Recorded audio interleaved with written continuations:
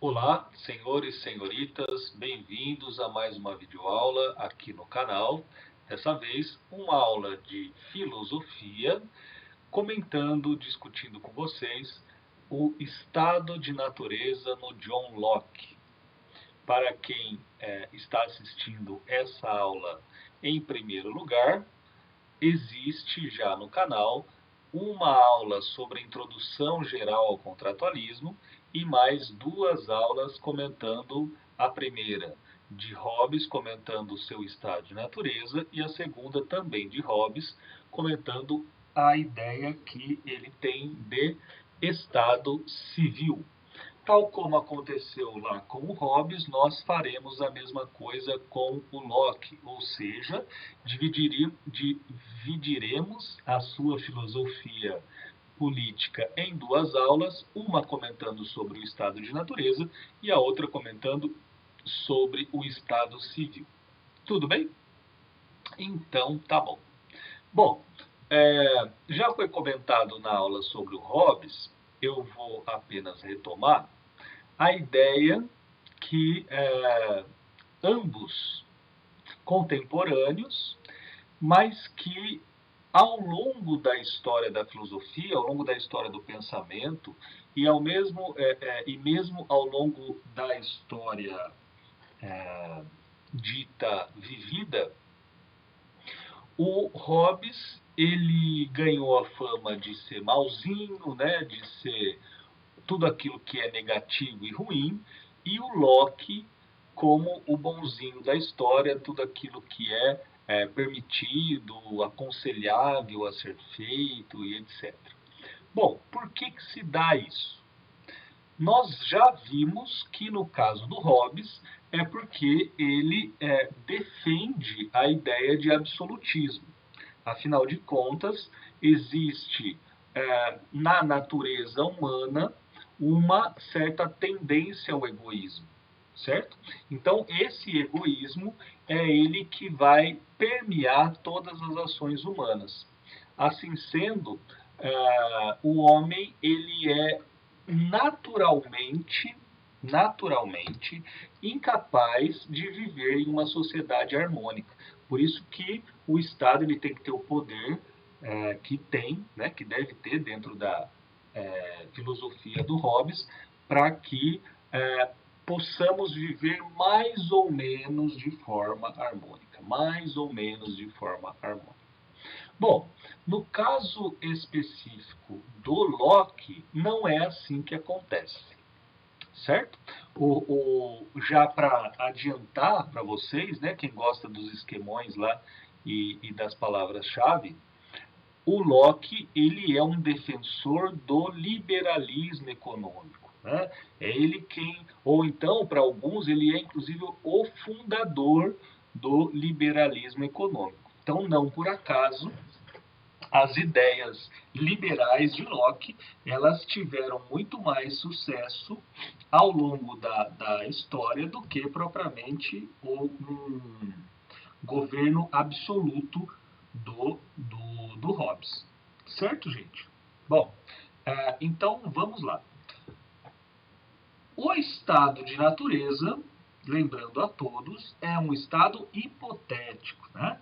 É um instrumento, é uma ferramenta conceitual no qual todos os filósofos se valem para justificar a maneira com que a sociedade se encontra na época deles. Né? A maneira real, vamos colocar assim, concreta, de como que aquela sociedade chegou onde está. Né? Chegou onde está. No caso do Hobbes, no caso, gente, vou fazer um parênteses. Mano, eu vou falar Hobbes e depois eu vou falar Locke. Eu sempre. A Locke não, tá? A Locke não, por favor. Aquela né, musiquinha água com açúcar não dá certo, não. A Locke não. Eu vou fazer várias e várias misturas de Locke com Hobbes. Porém, me corrigirei em todas elas. Afinal de contas, acho que faz uns 15 anos que eu consigo fazer isso ainda. Eu ainda consigo. Estou pensando em Locke, estou falando de Hobbes. Isso quando não vem Rousseau na cabeça, tá? Então já fiquem advertidos em relação a isso, mas eu sempre corrijo. Pelo menos é isso que está acontecendo até agora. O problema é a hora que eu parar de corrigir, de me corrigir, né? Bom, então o estado de natureza do Locke é um estado de, digamos, de uma harmonia entre os seus membros, né? É um estado de harmonia. E por quê? Porque o Locke, ao contrário do Hobbes, o Locke ele coloca nos seus escritos muito firmemente a ideia de Deus, né? Então, porque o Hobbes ele não faz isso, né? O Hobbes eu comentei lá com vocês que ele só coloca a figura de Deus para tapar para tapar lá alguns buracos e ponto final. No caso do Locke, não. No caso do Locke, a ideia de Deus ela fundamenta toda a sua teoria. Então, a gente pode colocar a primeira característica, né? A primeira característica do estado de natureza, que não é só do estado de natureza, mas é da qual se baseia, dá origem ao estado de natureza, é a ideia de que o homem é feito à imagem e semelhança de Deus. Certo? O homem, ele é feito à imagem e semelhança de Deus. Essa imagem e semelhança tem a ver com a característica racional do ser humano. Racional do ser humano. Eu desenvolvo essa ideia, se eu não estou enganado, na aula de introdução geral à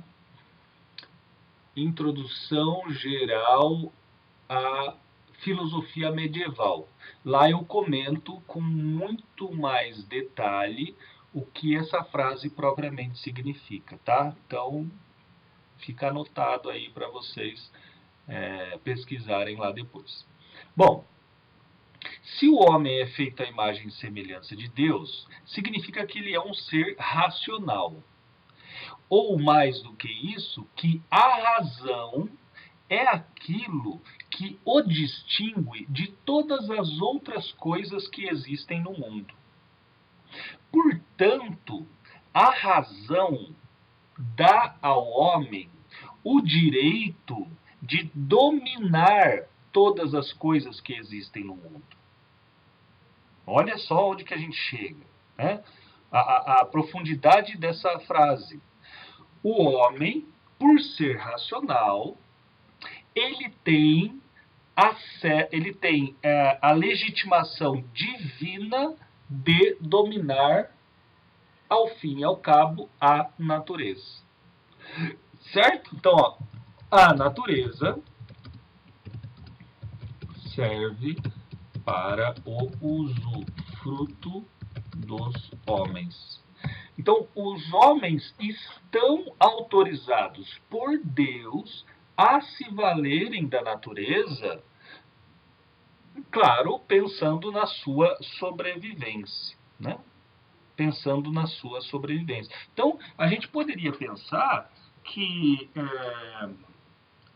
ao fim e ao cabo, a natureza ela está a serviço do homem. Ela é um objeto, vamos pensar assim, né? Ela é uma grande concentração de massa, massinha, manja massinha? É uma massinha em que o homem pode pegar lá uma massinha, tirar daqui, fazer isso, e fazer aquilo, e fazer aquilo, e fazer aquilo. A natureza é simplesmente vista como a matéria-prima para os objetos que ajudam o homem a viver melhor. Certo? Muito bem.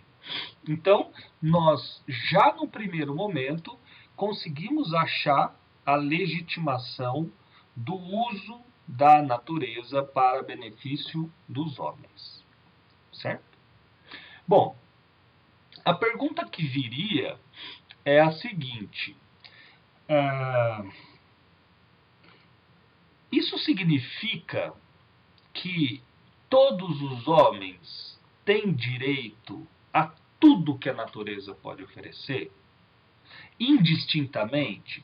Quer dizer, eu estou aqui na região, num pomar, eu pego lá uma cacetada de maçã e depois eu saio daqui, eu vou para o rio, eu jogo 50 redes lá, pego 3 toneladas de baleia, tudo isso é meu? Tudo isso pode ficar comigo? Né? Eu tenho direito a tudo isso? Não, claro que não, evidentemente que não. Afinal de contas, o Locke ele é um cristão. Então, o que ele dirá? Deus deu ao homem a natureza para que todos pudessem dela usufruir. Mas não é um usufruto voltado ao prazer. Por quê? Porque é um usufruto voltado às próprias necessidades humanas. Então veja, se eu vou lá no pomar e pego trocentas, 5 toneladas de maçã, é evidente que eu e a minha família não iremos conseguir comer todas essa quantidade de maçã. É evidente que essa quantidade de maçã irá apodrecer. E pior do que isso, que é visto como pecado. Se eu retirar alguma coisa da natureza e não me valer dela, se eu retirar alguma coisa da natureza e não fizer nada com ela e ela apodrecer, no caso da maçã, por exemplo, né? Se ela apodrecer, eu estou sendo pecador. Por quê? Porque eu estou tirando o direito natural de outro homem vir e se abastecer da maçã. Será que está claro, gente? Não é um domínio indistinto, caótico sobre a natureza. Não é um domínio, digamos, de acumulação. Pelo menos a princípio. Esse é o ponto, né? A sacanagem vai estar aí, mas calma. A princípio, não. Deus não permite que eu colha 20 quilos de laranja, era já maçã, mas passou para laranja, de laranja, para que, se eu não vou consumir esses 20 quilos de laranja. Por quê? Porque pode ser que outras pessoas precisem de um tanto de laranja para manterem-se vivas. Certo? Certo? Então, fiquemos atentos a isso. Esse domínio da natureza, a princípio, ele não é indistinto. Ele não é indistinto. Ele não é um fim em si mesmo. Essa é a ideia. Ele não é um fim em si mesmo. Bom, eu estou falando e falei várias vezes do sujeito vai e pega uma maçã do pé, pega a laranja do pé, joga a rede e pega a baleia. O que é isso? Né? Quais são essas ações? O que essas ações têm em comum? Essas ações elas têm em comum o gasto de energia humano de cada um desses agentes, no sentido de transformar a natureza. Onde eu estou querendo chegar com isso? Eu estou querendo chegar a uma definição muito importante, que vem de Locke. Locke é um dos primeiros a conceituar a ideia de trabalho. Vou colocar aqui, essa ideia ela é fundamental. Trabalho. O que é trabalho, segundo o Locke? É gasto de energia, claro, energia humana, para transformar a natureza. Gasto de energia para transformar a natureza. Ora, o homem ele tem a legitimação divina para a legitimação para domínio da natureza vem de Deus e ele, para tanto, ele precisa trabalhar. Olha lá, trabalhar, transformar a natureza. Vai ligando as pecinhas, gente. Veja se essa ideia de Locke está tão distante daquilo que nós entendemos pelas ideias básicas presentes no capitalismo, no liberalismo. Vai juntando as pecinhas aí. Bom, então vamos desenvolver melhor essa ideia de trabalho. Trabalho é gastar energia, se você quiser, gastar caloria, né? Gastar energia para transformar a natureza, para modificar a natureza. Então, claro, gente, evidente, olha lá, um pé de maçã cheio de maçãs, 20 maçãs. Se eu não trabalhar, essas 20 maçãs, elas irão cair, apodrecer e servirão de alimentos para outros seres vivos. Esse é a natureza vista isoladamente. Ou seja, sem a interferência humana. O homem é aquele sujeito que altera a ordem dos fenômenos naturais. Por quê? Porque ele vê lá uma maçã que ele acredita estar boa para o consumo, ele vai, ao pegar essa maçã, ao apanhá-la, ele transforma a natureza. Por quê? Porque o normal seria que ela seguisse o seu andamento, né? O andamento da sua espécie. Que seria o quê? Cair, apodrecer, servir de alimento para outro ser vivo que não o homem. Mas eu vou lá e altero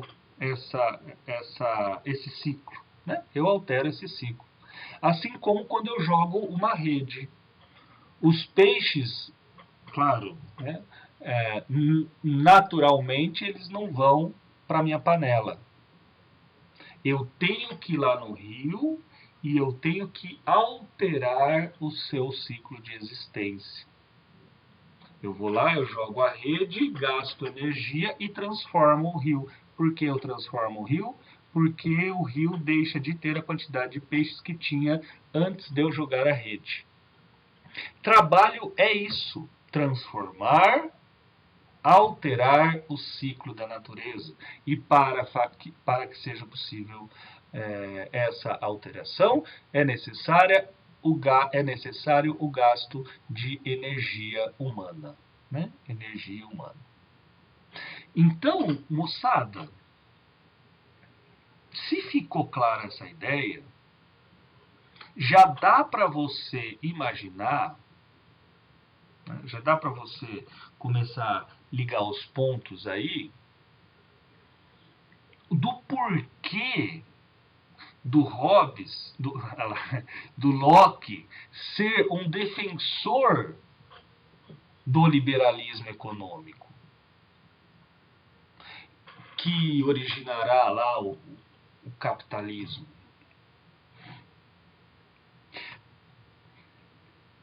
Mas, então,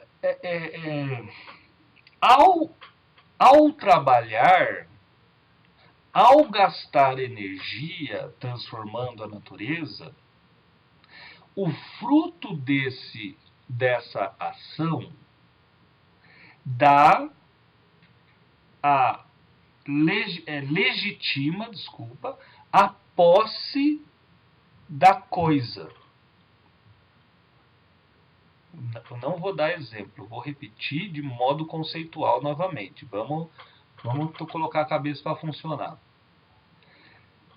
O fato de eu transformar a natureza, o fato de eu gastar energia pessoal transformando a natureza, faz com que o produto deste meu gasto de energia me pertença.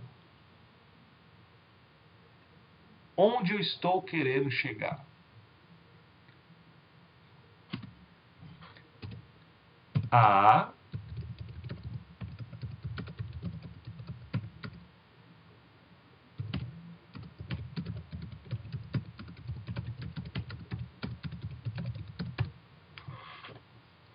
Vou colocar... Saiu minha lousa aqui. Vou colocar exclamações. O trabalho, ele legitimar, gente, é como se ele desse o aval, tá? É a permissão legal. Permissão legal. O trabalho, ele me dá o direito natural à propriedade privada. Então, quando eu retiro a maçã, aquela maçã, ela é minha propriedade. Por quê? Porque não fosse o meu trabalho, a maçã seguiria o seu curso natural. Certo? A propriedade privada, ela é legitimada mediante o trabalho. Então, a propriedade privada é um direito natural do homem. O homem já nasce com este direito, evidentemente, quando ele trabalha. O fruto do trabalho deve pertencer àquele que trabalhou. Né? O fruto do trabalho, a maçã apanhada, deve pertencer ao seu apanhador. Essa é a ideia. Mas existe ainda um detalhezinho. Vários detalhes, né? Mas existe um detalhe aqui importante. Lembra que eu comentei com vocês? Será que tudo, então, está baseado no trabalho? Será que, então, se eu apanhar 50 maçãs, gastando energia minha mesmo, vou lá, pego uma, duas, três, quatro, cinco, suo, né? Nossa senhora, até caiu, suo a camisa, gasto energia. Será que essas 50 maçãs, elas são minhas? Qual a pergunta inicial? A pergunta inicial é, essas 50 maçãs, elas servirão para te alimentar, a você e a sua família? Em outras palavras, estas 50 maçãs, elas não correm nenhum risco de apodrecerem? Se a resposta for não, elas não irão apodrecer, maravilha, pode pegar essas 50 maçãs, afinal de contas você vai usar. Então você come maçã até com farinha. Agora, se essas 50 maçãs, se uma parte delas apodrecerem, ainda que você tenha de fato trabalhado para conquistá-la, isso é pecado. Isso não pode. Por quê? De novo, porque você está tirando a chance de que outros trabalhem.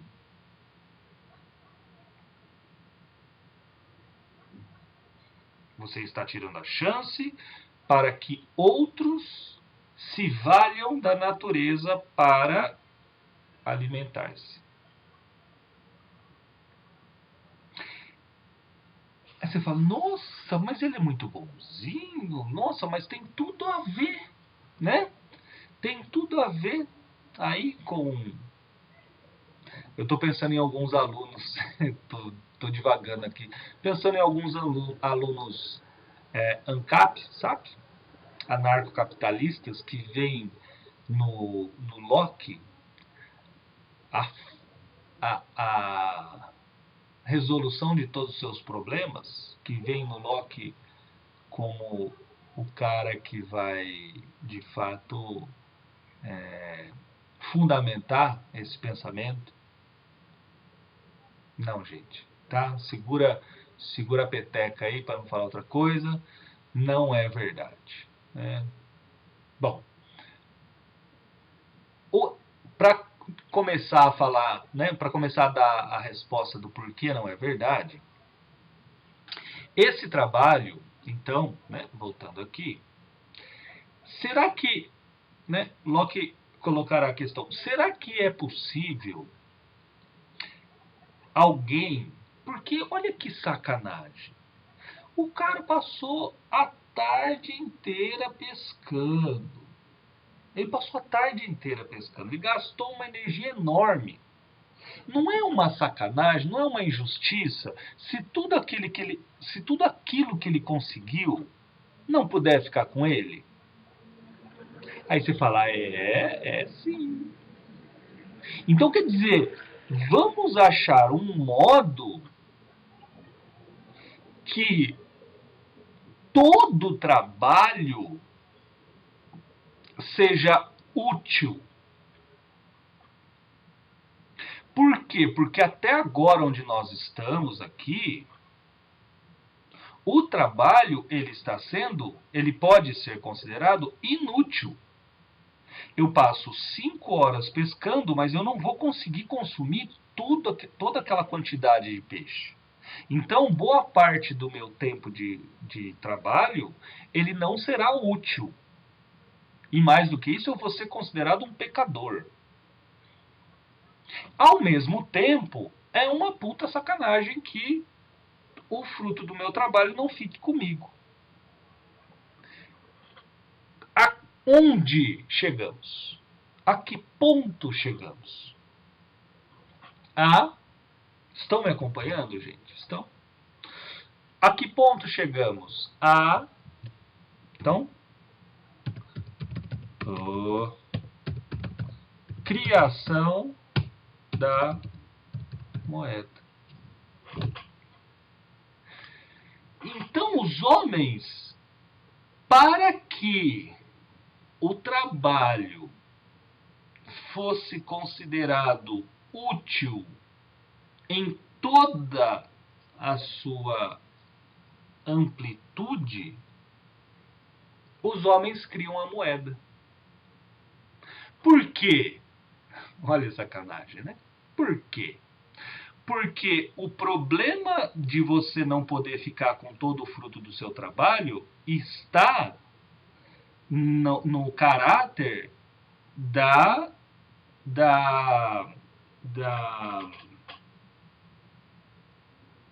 do fato deles serem perecíveis. O produto do trabalho, ele, se não consumido, ele estraga. Tá aí, o problema não está no trabalho, o problema está que apodrecem, as coisas apodrecem, e quando apodrece é um pecado. Então, e se nós continuássemos, ou melhor, e se nós de fato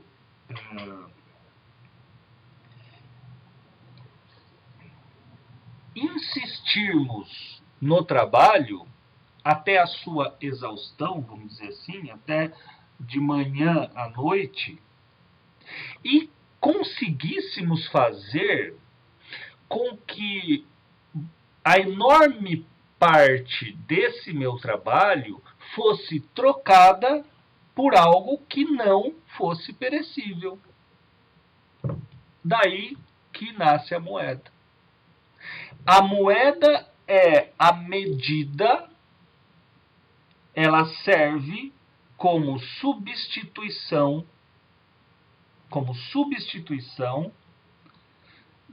de objetos com caráter de serem perecíveis para um caráter imperecível. Isso significa que, se eu acumular moeda, e o próprio Locke dirá, seriam conchas, seriam pedras, seriam de fato moedas literais, seria dinheiro, seria... Não interessa. Interessa o material que é feito essas moedas. Moeda, essa criação da moeda, eu vou colocar aqui, ela tem que ter, né, um caráter imperecível. Um caráter imperecível. Eu não posso ficar com 50 maçãs, porque elas apodrecem. Eu estou batendo nessa tecla porque o problema é esse. Porque elas apodrecem. Não está no trabalho, no excesso de trabalho, hein, gente? Toma cuidado. Porque elas apodrecem. Agora, então, se o problema é esse, eu posso trocar 45 maçãs por moedas, por dinheiro, por concha. Por quê? Porque concha não apodrece. Então, eu posso enfiar no bolso. Forever. Eu posso ficar com essas moedas aí quanto que eu quiser. Certo? Eu posso ficar igual ao tio Patinhas. Eu crio um cofre grandão e vou jogando coisa lá. Pode ser que eu não use. Parênteses. Pensa aí no Bill Gates, bilionário. A vida toda dele, o restante da vida dele, ele não vai gastar todo o dinheiro que ele tem. Não tem problema, afinal de contas o dinheiro não vai ser perdido. Não irá apodrecer. Então ele pode ficar. Aí as suas gerações futuras, né? A sua geração, elas podem se valer desse dinheiro. Fica lá. Mesmo que ele não use. Certo? Então, chegamos ao fim do primeiro ponto, hein? Do primeiro ponto. Porque até aqui, gente, tá tudo... Estamos dentro do estado de natureza e estamos todos felizes, contentes, harmônicos, vivendo segundo a lei divina.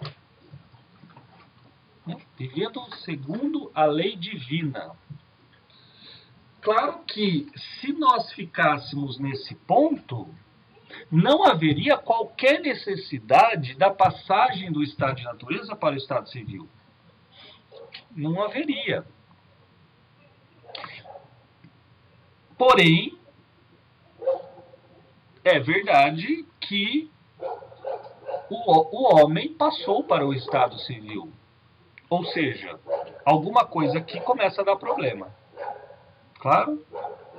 Muito bem. O que começa a dar problema, então? Vamos imaginar mesmo, tá, gente? Coloca para funcionar a sua imaginação. Nós estamos em uma região, escolha aí uma região da sua preferência. Nós estamos numa região, nossa, mano, esse cachorro maledeto aqui. Estamos numa região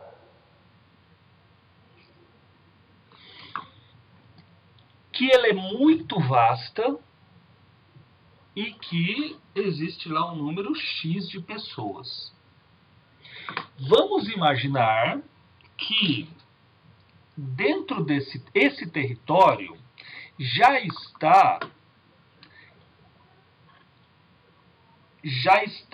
estão configuradas certas propriedades privadas.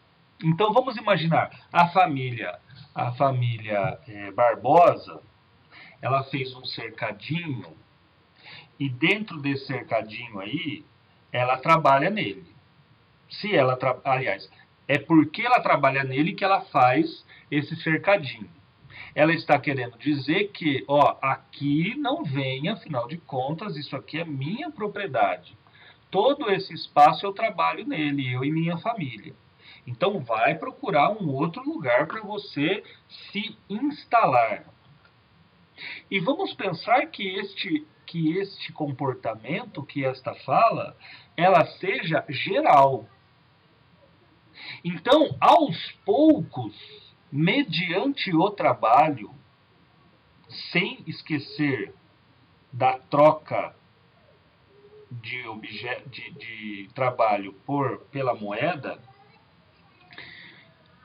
que aos poucos todo o território ele começa a estar circunscrito, ele começa a estar desenhado, recortado. Cada família, cada pessoa, vamos colocar assim, tem já a sua moradia, o seu sustento, o seu local definido no espaço lá. E, gente, convenhamos, a gente falou de guerra ainda? A gente falou de ser humano usurpando outro? A gente falou de violência? Não falamos. A princípio, olha como que é diferente do Hobbes. A princípio, o estado de natureza do Locke é harmônico. É harmônico. Porque as pessoas têm o que comer. Elas estão amparadas por este direito natural à propriedade. Então, se cada qual continuar dentro do seu quadrado e trabalhando dentro do seu quadrado, firmeza. Não tem necessidade de violência, guerra e qualquer coisa desse tipo. Certo? Por que eu falei que é diferente do Hobbes? Porque de Hobbes o estado de natureza é igual ao estado de guerra. E aqui não. Né? Aqui o estado de natureza é, ó, show de bola. Então, gente, num lugar tão gostoso de se viver, o que nós faremos, entre outras coisas? Leco-leco. Lógico. Gostoso, né? É gostoso. Então a gente vai procriar. Né? Nós iremos aumentar as nossas famílias. Novos membros vão se agregando a uma família já existente. Mas não é só a minha família, são todas as famílias. O que vai acontecer? Qual é a consequência lógica e prática desse fato? Não vai ter terra para todo mundo. Olha lá. Não vai ter terra para todo mundo. Por quê? Porque o território já está recortado. Cada família tem a sua propriedade privada. Aqueles que vêm depois serão obrigados a fazer o quê? Vamos avançar um pouquinho no tempo, tá? Vamos colocar um forward, certo? Vamos apertar o controle remoto. A princípio, então, as famílias elas vão crescendo e a divisão, olha como que é tão óbvio, né? Isso acontece até hoje. A divisão da terra, que a princípio era de, sei lá, 5 pessoas, ela vai sendo picada. Vão nascendo os netos, os bisnetos, então eu vou os territórios, as terras, elas vão ficando cada vez mais apertadinhas, né? Cada vez menos espaço para distribuir. Claro. É só você ver a terra que o seu tataravô tinha e a terra que sobrou para o seu pai, por exemplo, que sobrou para o seu avô, lá do sítio, não sei da onde, né? Então, vai ficando cada vez menor. Então, dá um forward forward, dá um FF, corre para frente. Qual será a consequência lógica e prática? Não vai ter terra para todo mundo. Vai chegar um momento em que o cara vai ter 5 filhos e ele não vai ter ele não vai ter como mais dividir as suas terras. Por quê? Porque ele já não tem mais, né? Porque ele tem a casa só sobrou a casa para ele, de herança. Como que ele vai dividir uma casa em 5? Então, qual é a consequência? A consequência é que ficaremos sem terras. Só que se a gente ficar sem terra, a gente fica sem trabalho. E se a gente ficar sem trabalho, a gente fica sem comida. Ou seja, a gente morre. Então, para que a gente não morra, a gente começa a invadir a propriedade privada alheia. Olha que firmeza. A gente começa a invadir uma terra que não é nossa. Claro, né? A invasão só pode não ser nossa. Aí é que começa a treta.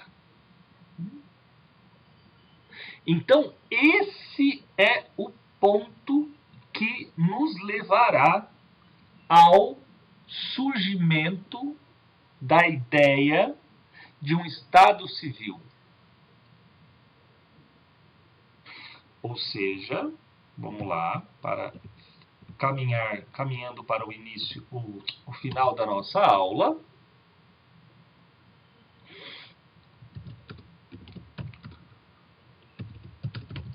A necessidade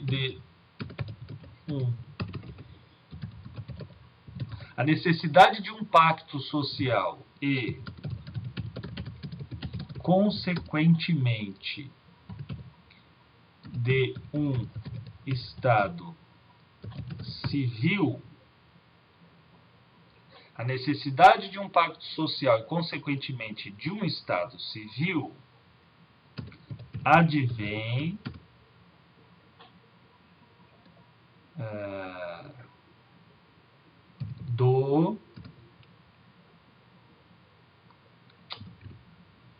da invasão das propriedades privadas. Sensacional, gente. As pessoas, então, elas só começam a pensar numa vida alternativa que estão vivendo quando as propriedades privadas, que são dadas por um direito natural, não vou desenvolver todo esse raciocínio, afinal de contas é disso que falamos até agora, quando esse direito à propriedade privada passa a ser violado. Certo? O pacto social e, finalmente, a instauração do Estado civil é uma exigência, é uma criação artificial dos homens para conter essas invasões às propriedades privadas. Pronto, velho. Você nunca mais vai esquecer Locke na sua vida.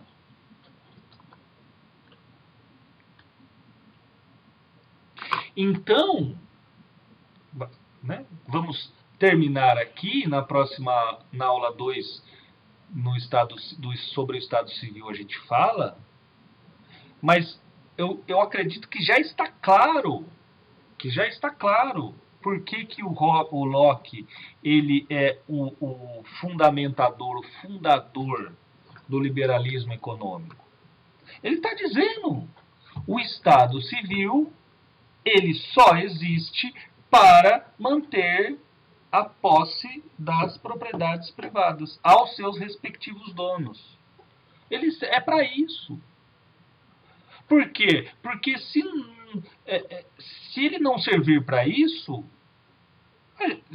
se ele não existisse para isso, melhor dizendo, se ele não existisse para isso, nós continuaríamos ainda no estado de natureza. Certo?